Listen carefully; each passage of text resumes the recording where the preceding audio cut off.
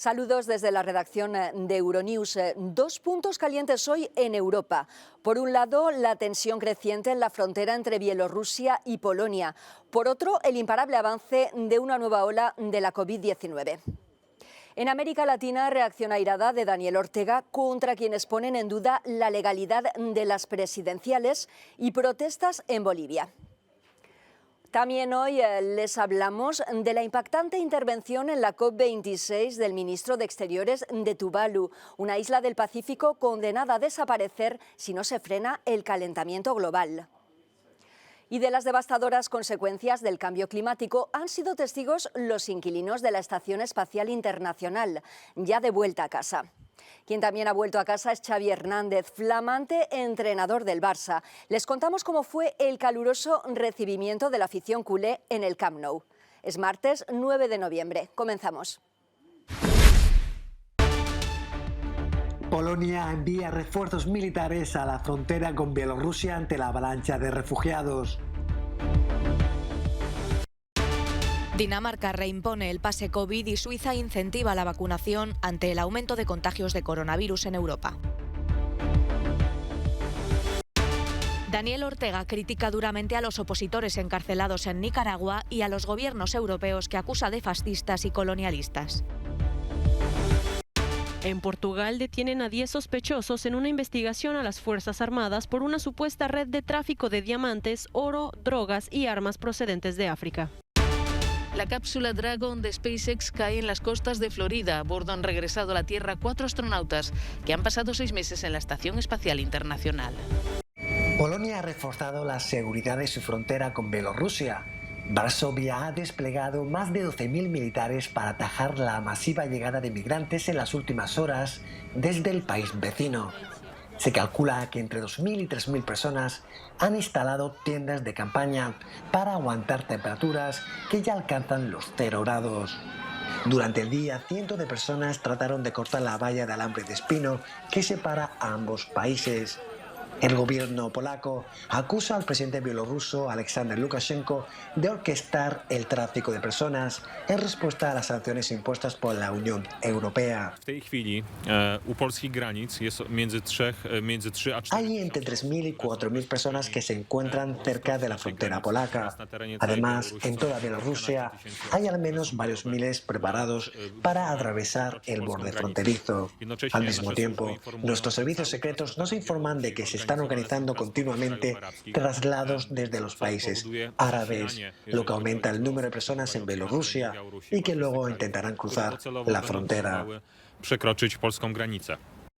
Por su parte, la presidenta de la Comisión de la Unión Europea, Ursula von der Leyen, acusó al líder bielorruso de convertir la migración en un arma y ha pedido a los Estados miembros que incrementen la presión sobre Bielorrusia imponiendo nuevas sanciones.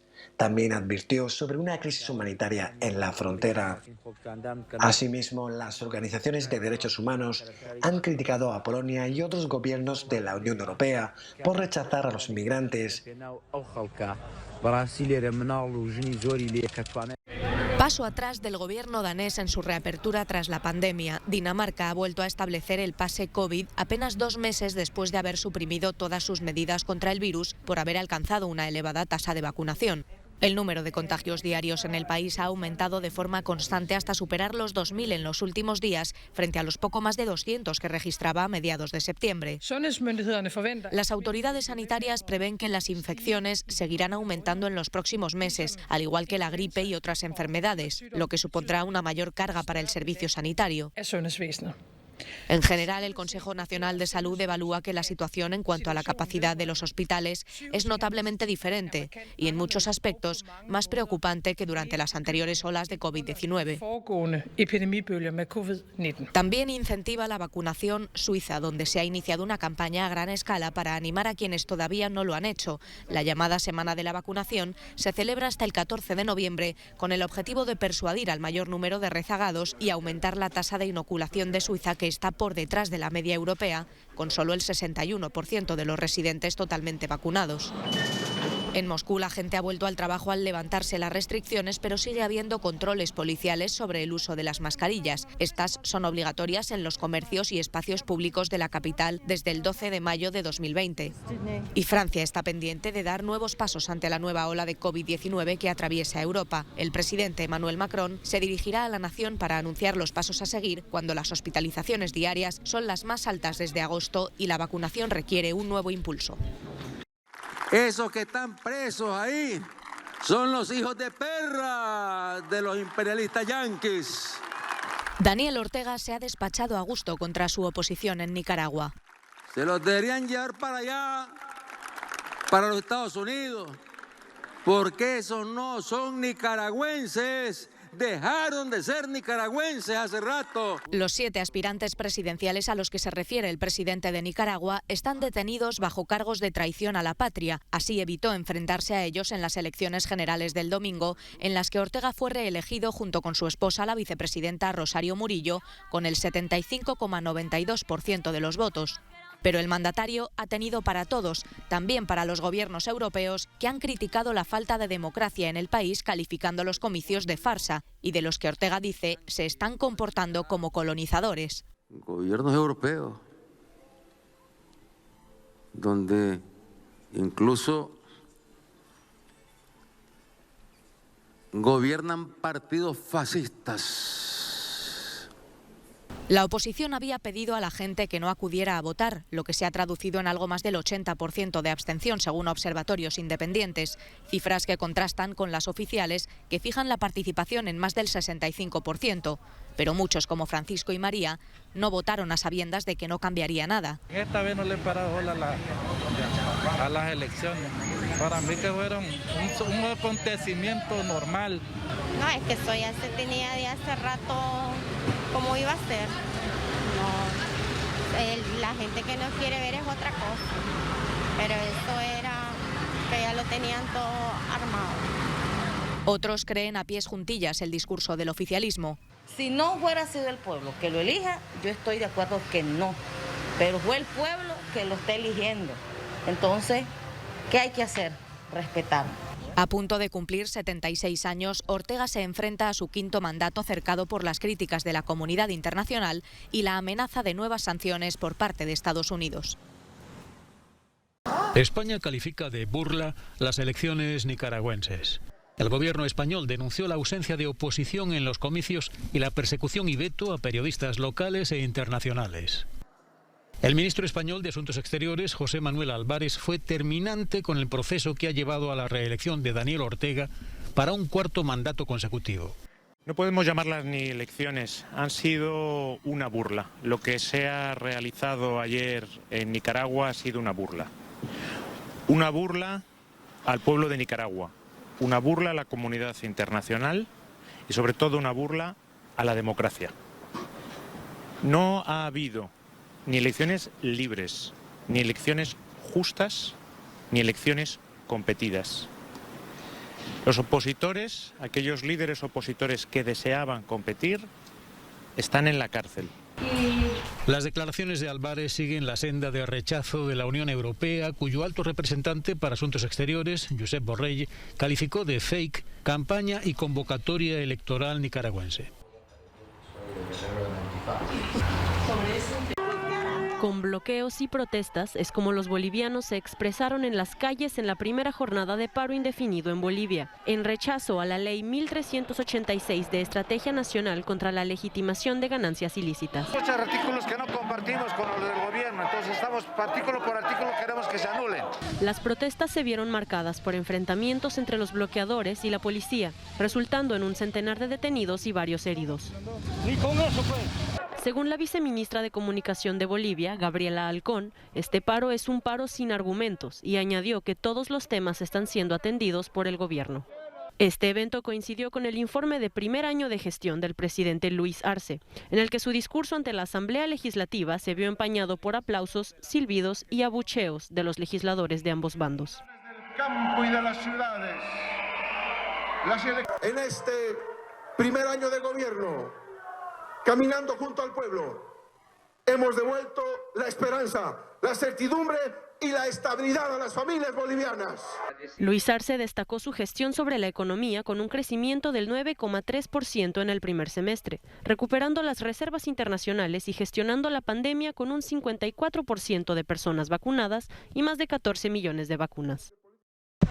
Encarcelados por sedición, así se encuentran los 12 pasajeros que huyeron de un avión en Palma de Mallorca el pasado viernes. Los migrantes detenidos, que en su mayoría se han negado a declarar, están acusados también de desórdenes públicos y favorecimiento a la inmigración irregular. Por ello se ha decretado prisión provisional comunicada y sin fianza para ellos, mientras que los otros 12 integrantes del grupo siguen en busca y captura. El avión en el que viajaban, que hacía la ruta entre Casablanca, en Marruecos, y la ciudad turca de Estambul, aterrizó de urgencia en el archipiélago español de Baleares por una supuesta emergencia médica que 21 pasajeros aprovecharon para huir por la pista del aeropuerto. La investigación apunta a que la operación se orquestó en un grupo de Facebook llamado Brooklyn, en el que ya se había publicado una acción similar. Entre los detenidos se encuentra el hombre que supuestamente simuló sufrir un coma diabético, el que le acompañó al hospital, otro que agredió a un agente en el avión y 9 que salieron corriendo por las pistas. La justicia de Marruecos ha abierto su propia investigación. La Policía Judicial portuguesa detuvo a 10 sospechosos y realizó más de un centenar de registros en instalaciones militares y domicilios particulares, en el marco de la investigación de las tropas portuguesas de una supuesta red de tráfico de diamantes, oro, drogas y armas procedentes de África. El cuartel de los comandos en Carregueira fue el centro de la operación, ya que ahí se concentra la mayor parte de los sospechosos, pero la Unidad Nacional Anticorrupción realizó registros en todo Portugal continental y Madeira. Todo el mundo reconoce la contribución que ofrece Portugal en la seguridad internacional. El papel que desempeñan nuestras Fuerzas Armadas en sus operaciones es también muy reconocible. Es un papel muy importante y un honor para Portugal. Yo creo que cuando las autoridades judiciales encargadas encuentran adecuado que se lleve a cabo una investigación, que así sea. En Portugal prevalece el principio de separación de poderes, por lo que la justicia debe hacer su trabajo. La operación Miriada es la culminación de una denuncia realizada a finales de 2019 y que ha sido investigada por las autoridades, que afecta a las tropas de mantenimiento de la paz presentes en la República Centroafricana como parte de una misión de la ONU. El Estado Mayor de las Fuerzas Armadas confirmó en un comunicado que se estaban investigando estas sospechas y que los aviones de transporte militar, que no son inspeccionados por las autoridades, habrían sido utilizados para llevar drogas, oro y diamantes a Europa, que en el caso de los diamantes eran redirigidos a Bélgica y vendidos a precios millonarios.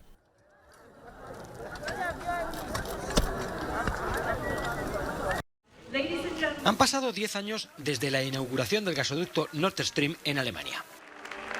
Pero el buen humor y las felicitaciones mutuas de aquel día son también cosa del pasado, debido a las actuales presiones rusas para obtener la aprobación final de la puesta en marcha del Nord Stream 2, un gasoducto paralelo que permitiría a Moscú eludir un tercer gasoducto, el que atraviesa Ucrania.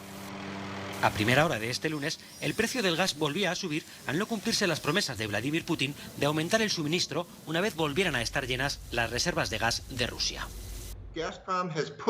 Gazprom ha impulsado su producción a niveles récord dentro de Rusia para llenar el almacenamiento, explica el analista Thomas O'Donnell. Primero dijeron que estaría lleno para el 1 de noviembre y después que para el 7. Tienen que exportarlo o bien se ahogarán y desperdiciarán toda esa inversión y tiempo de trabajo empleado en aumentar la producción en el país, desperdiciando así los ingresos del pueblo ruso. Según la empresa alemana GasCade, el flujo diario de gas que llega a su estación desde Rusia es 5 veces menor que en junio. Entonces era verano, pero ahora estamos a las puertas del invierno y el consumo de gas está a punto de dispararse. Sin embargo, y después de haber almacenado tanto gas, Rusia tiene un problema. Con toda la producción que hay ahora mismo dentro de Rusia, con los niveles al máximo y sin un lugar donde meterlo, la única forma de traerlo es a través de Ucrania, mantiene O'Donnell. La construcción del Nord Stream 2 finalizó hace 2 meses y los expertos opinan que el escaso suministro actual no es más que una táctica de Rusia para conseguir la aprobación de Europa e iniciar el flujo de gas a través de dicho circuito. De momento, Rusia lo niega, pero lo cierto es que Gazprom no termina de llevar a cabo las promesas del presidente Putin de aumentar el suministro de gas a Europa. El aumento de los precios del combustible y la energía podría sacudir aún más los presupuestos de los hogares en Portugal.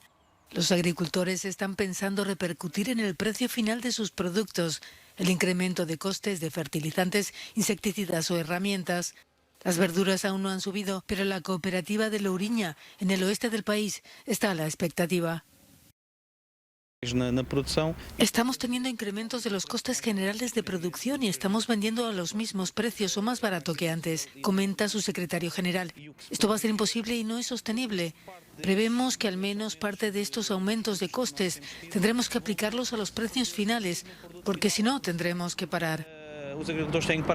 Algunos ya lo han hecho, otros como Antonio Simoes comienzan a estudiar nuevas posibilidades.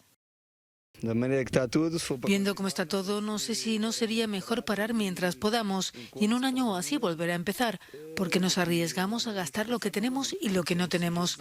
Ahora, si paramos, todavía nos mantendríamos estables. En otro punto de la cadena del marketing, el director de Simples y Frescas en Ribamar propone aumentar los precios para no acabar cayendo todos. Si no conseguimos algo de beneficio, si esto no mejora, va a pillar a todos en la cadena. A las cooperativas, a los proveedores de herramientas y equipamiento, toda esa gente también se verá afectada, porque los productores no tendrán dinero para comprarles. Esto es un dominó.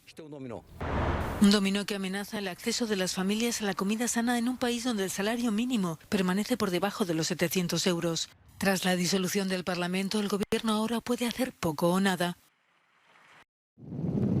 Australia ha anunciado que seguirá produciendo y exportando carbón durante décadas, tras rechazar unirse a un acuerdo en la Cumbre del Clima de Glasgow para reducir su uso. El ministro de Recursos australiano, Keith Pitt, ha asegurado que lo hará mientras haya alguien que lo compre y no cerrará ninguna mina de este mineral contaminante. Un sector defiende que da trabajo en su país a 300.000 personas. El pasado jueves, 23 naciones acordaron no construir nuevas centrales de carbón. Se negaron a hacerlo además de Australia, Estados Unidos, China e India, grandes productores y consumidores.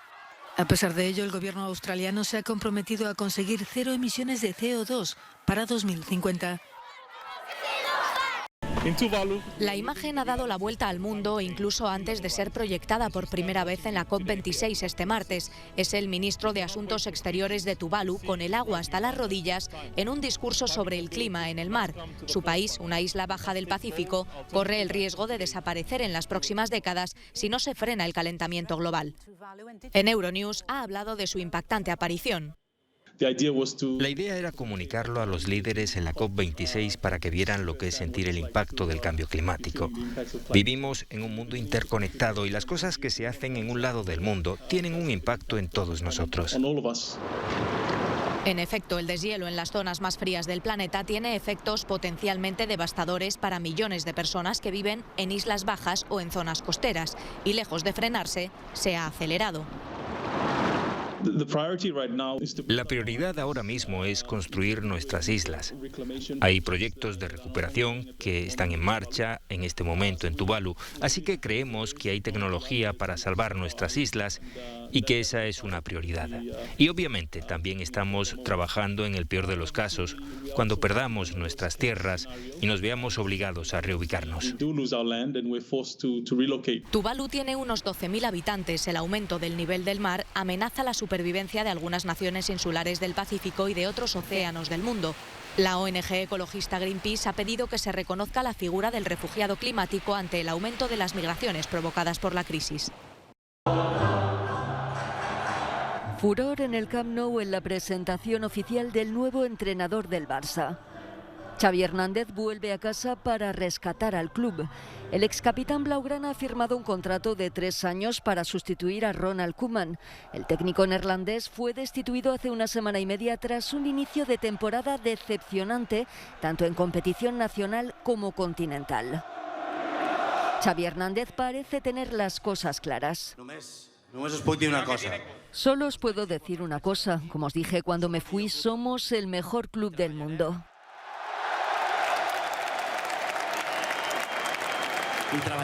Y trabajaremos con mucha exigencia para conseguir los éxitos. El Barça no puede permitirse ni empatar ni perder, debemos ganar cada partido. La afición culé espera mucho de él. Es un buen entrenador, conoce la casa hay filosofía de juego, por fin se va a jugar a algo que hasta hace tiempo no se hacía y esperemos, hay que confiar, esperemos que haya resultados. 3 inmensos paracaídas han frenado el descenso vertiginoso de la cápsula Dragon de SpaceX en su regreso a la Tierra. Siguiendo el guión previsto, la cápsula terminó su viaje zambulléndose en las costas de Florida alrededor de las 10:30 de la noche, hora local. En su interior, 4 astronautas que han pasado 6 meses en la Estación Espacial Internacional realizando tareas científicas. El viaje desde la estación hasta la Tierra ha durado 8 horas y media. La cápsula, visiblemente deteriorada por las altas temperaturas sufridas durante la entrada a la atmósfera, fue trasladada hasta un barco. Cuando la escotilla se abrió, la tripulación apareció sonriente, pese a la dura prueba que acababa de superar.